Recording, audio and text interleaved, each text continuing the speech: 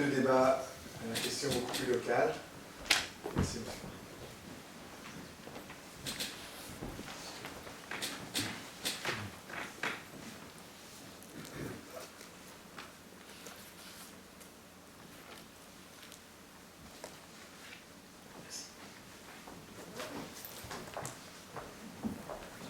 Alors bonjour à tous, on va changer de planète.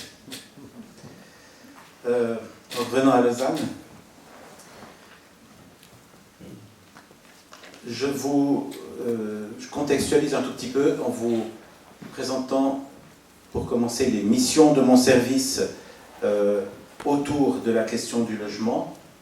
Donc le service social est là pour prévenir les expulsions du logement, pour héberger temporairement les personnes à la rue ou exposées au risque d'être à la rue, en raison d'une expulsion par exemple, ou de la grande précarité de leur logement, et les aider si possible à retrouver un logement durable.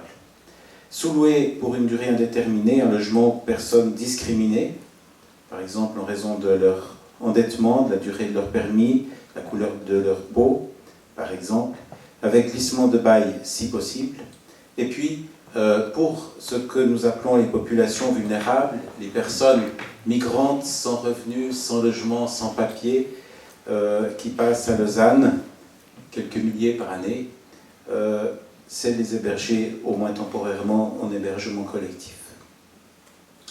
Pour remplir ces missions, les dispositifs et les prestations qui ont été déployés, donc nous prévenons les expulsions du logement en négociant bien sûr avec les gérances, en prenant en charge des arriérés de loyer. Nous hébergeons provisoirement les personnes qui sont exposées au risque d'être à la rue, avec des chambres que nous avons dans des appartements communautaires, dans des pensions et principalement dans des hôtels. Nous avons un projet de construction de logements modulaires et peut-être d'autres projets semblables par la suite. Loger durablement, c'est à travers un parc de logements que nous louons à une quarantaine de gérances de la place et que nous sous-louons ensuite à nos usagers. Et puis l'hébergement collectif, c'est au travers de ce qu'on appelle des sleep-in, dont l'abri PC ici à Lausanne. Très schématiquement, on peut dire que quand une personne est exposée au risque d'être à la rue ou qu'elle l'est, elle a en principe la possibilité de recourir à un hébergement provisoire collectif, puis individuel, puis un logement, soit un logement du marché libre, soit un logement social du service social. Mais on a également la possibilité de reloger directement dans un appartement que nous louons des personnes pour lesquelles il paraît peu adéquat de passer par des hébergements provisoires pour différentes raisons. Alors, ça c'est pour le dispositif lausannois. Donc, concrètement, qu'est-ce qu'il se passe avec ça ? Nous avons chaque année plus de 2000 personnes de 100 nationalités qui recourent à l'hébergement provisoire collectif. Nous avons alors un chiffre beaucoup plus modeste au niveau des expulsions. Et puis, environ 700 personnes qui nous demandent de l'aide parce qu'elles sont dans une très grande précarité du logement. Donc on ne parle pas de personnes qui sont à la recherche d'un nouvel appartement. Ça, c'est le service du logement de la ville de Lausanne, c'est l'office du logement. Nous parlons ici de personnes qui viennent nous voir en nous disant, par exemple, je ne sais pas où dormir ce soir. C'est la plus grande partie des cas, d'ailleurs, de relogement à l'hôtel, où je ne sais pas où je vais aller dormir d'ici quelques jours.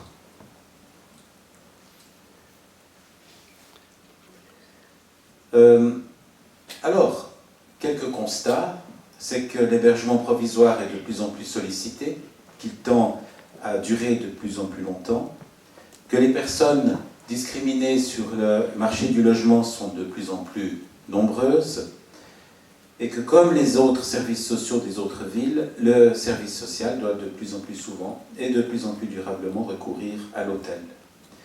j'ai parlé de 130 personnes relogées à l'hôtel en permanence à Lausanne. J'ai mis les chiffres d'autres villes pour quelques comparaisons.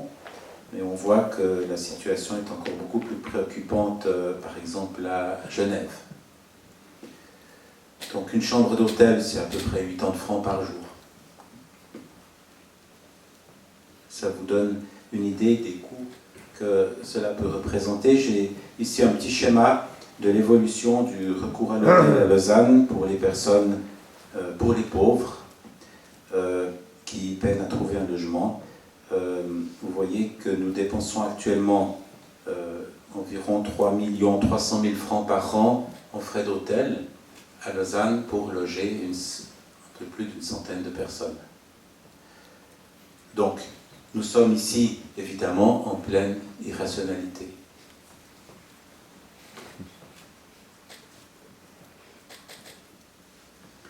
Derrière ces chiffres, quelques exemples, juste quelques témoignages.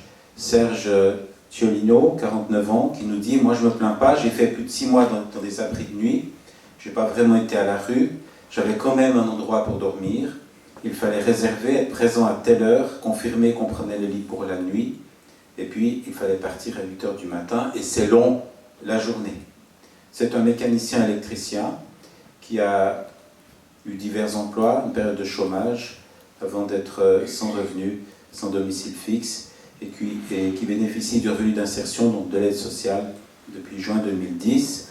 Nous l'avons relogé à l'hôtel depuis juillet 2011, et donc il cherche toujours un appartement, à l'heure où je vous parle, depuis 2011. Vous avez Marianne Yagui, 43 ans, qui nous dit « Au fond, on ne trouve pas d'appartement parce qu'on ne veut pas de nous. Pour les gérances, les cas sociaux, c'est non. Il faut appeler un chat, personne assistée. C'est ce qu'il faut dire aux personnes déprimées. Moi, je ne suis pas déprimée, je suis en colère. Elle est sans formation, dans la capacité de travailler, bénéficiaire d'une rente AI à 25% complétée par le revenu d'insertion depuis son arrivée à Lausanne en mai 2012, relogée depuis ce moment-là par notre service à l'hôtel et en recherche d'appartement depuis ce moment-là. Troisième situation, Fabio Bracconi, 29 ans, qui nous dit « Même avec des containers, on arrive à faire des maisons, au moins des logements provisoires, même si c'est moche. En attendant, il y a une douche, une cuisine, on peut se laver, on peut y faire à manger, on peut vivre, quoi. Il suffit d'une zone, d'un terrain, de construire et de donner espoir. » Lui, il est sans formation, il a eu plusieurs petits jobs, il est bénéficiaire du RI entre mai 2010 et avril 2014. Aujourd'hui, il est rentier AI et il est relogé par notre service à l'hôtel depuis novembre 2011 et nous avons pu lui attribuer un appartement en août 2014. Alors, quelle est notre appréciation de cette situation, de cet état de fait que je viens de vous présenter? D'abord, je donne ici juste quelques indications sur les valeurs, les principes auxquels normalement nous nous référons dans notre travail. Une vision de Lausanne comme ville sociale. Une ville sociale, ce n'est pas une ville qui offre un maximum de prestations sociales, mais une ville inclusive où ces prestations ne sont plus nécessaires, personne n'étant exclu.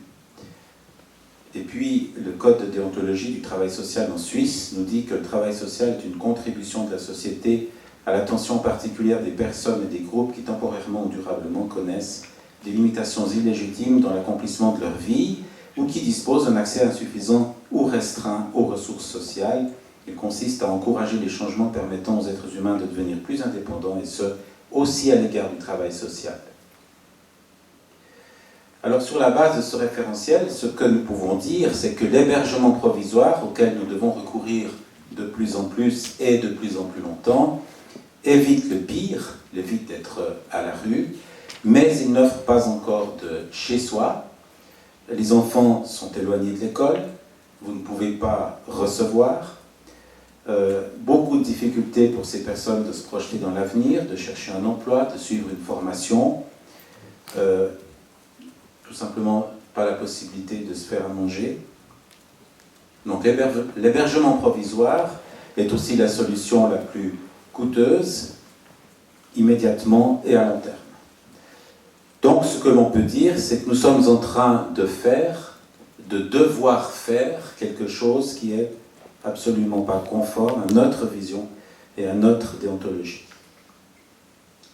Il serait évidemment infiniment préférable de reloger durablement sans passer par l'hébergement provisoire. C'est d'ailleurs le modèle dominant dans beaucoup de pays, ce qu'on appelle le housing first, un chez soi d'abord, et cela même lorsqu'il s'agit de reloger des personnes qui ont une consommation problématique de drogue, donc d'alcool, d'autres produits, ou qui sont atteintes dans leur santé mentale. À New York, il y a eu une évaluation d'un programme Housing First qui montre que après 2 ans, 88% des bénéficiaires qui étaient placés directement dans un logement durable occupaient encore leur logement après 2 ans, contre seulement 47% s'agissant des personnes qui avaient passé par tout un processus socio-éducatif, des hébergements collectifs d'abord, des pensions sociales et que sais-je. Même constat également au Canada. Alors, maintenant, nous ne pouvons pas pratiquer ici à Lausanne et en Suisse le Housing First. Je crois que, et là je vous livre une vision évidemment personnelle, qui n'engage que moi, qui n'engage pas la municipalité de Lausanne, notre modèle de développement fondé sur l'implantation d'entreprises à haute valeur ajoutée et le recours à l'immigration de main-d'œuvre très qualifiée, c'est 10 à 12 000 personnes de plus chaque année dans ce canton, entraîne une pénurie de logements sans précédent. Et le homeless lausannois n'est pas premièrement un clodo ou un capsi, c'est tout simplement une personne de condition modeste qui ne peut pas, sur le marché, concurrencer les autres candidats au logement offrant des garanties supérieures, voire très supérieures. Vous savez que nous avons à peu près 4 à 5 000 nouveaux habitants à Lausanne par année, donc il faudrait construire à peu près autant de logements à Lausanne par année pour construire les 10 000 prochains logements qui sont prévus à Lausanne.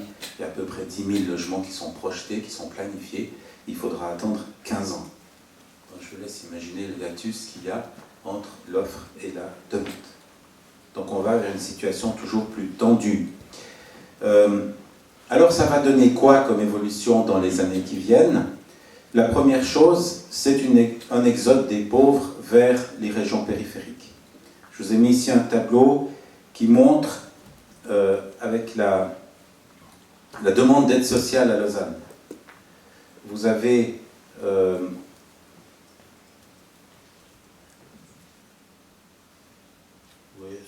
j'essaie de faire marcher ce truc, mais sans succès, c'est pas grave. Vous avez avec la courbe noire, le trait plein, l'évolution de la demande d'aide sociale à Lausanne. Vous voyez qu'elle a baissé à partir de 2012. Vous avez une tendance, 2013, 2014, une tendance à la baisse, alors que vous avez pour le reste du canton, le trait gris clair, vous avez une augmentation. Là, on est parti de 2006 avec un indice 100 à 2006 et vous voyez l'évolution comparée entre Lausanne et le reste du canton. Alors vous avez une demande d'aide sociale plus forte dans les régions dites périphériques où les perspectives d'emploi, d'insertion socio-professionnelle sont moindres que dans la région lausannoise. C'est un petit peu ce qu'on connaît depuis déjà quelques années, par exemple dans une station. Prenons Verbier, on nous dit qu'elle se vide de ses indigènes parce que plus personne ne peut, tous les habitants, les indigènes, ne peuvent pas concurrencer les acheteurs qui viennent d'ailleurs et qui font exploser les prix. On a un petit peu le même phénomène au niveau des villes suisses où les indigènes, si je puis m'exprimer ainsi, en tout cas ceux de conditions modestes, ne peuvent plus trouver à se loger. Alors, le service social ne pouvant pas pratiquer le housing first, construire des logements durables et en quantité suffisante, il en faudrait vraiment beaucoup, il a fait un choix. Alors c'est toujours plus de la même chose, c'est de l'hébergement provisoire, mais en essayant de l'améliorer, c'est-à-dire en essayant de donner à ceux qui en bénéficient quelque chose qui est déjà un peu plus proche du chez-soi, où on peut quand même, même si c'est du meublé, même si c'est du provisoire, on peut cuisiner, on peut recevoir, on a son lieu.